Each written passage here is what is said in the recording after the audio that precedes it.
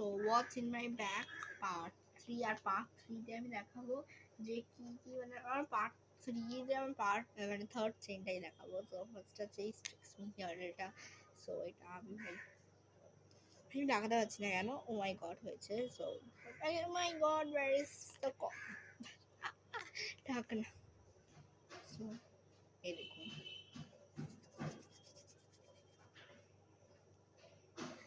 তো আমি এটা কিন্তু ইউজ করলাম, আমার কিন্তু অনেকটা ভালো লাগলো। ফিজি নিউজটা পুরো চলে গেল, এই দেখুন আমার হেয়ারটা কি হয়ে গেছে। সো আমি এখানটা অ্যাড করছি না সিক্সমিন, এটা কি রাজা স্ট্রিক্স হ্যাঁ স্ট্রিক্স মি যাই হোক একটা সিরাম হবে।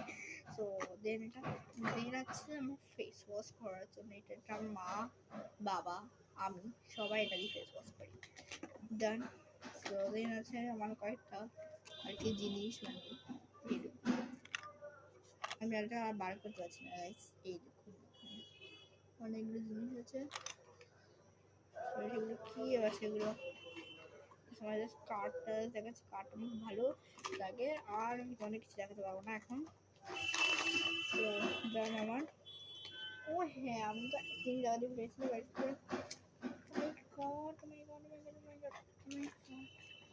আমি চিরুনি ক্যারি করি না, আমি গড ভাবতেই পারছি না, চিরুনি আমি ক্যারি করি না, আমি গড ভাবতেই পারছি না।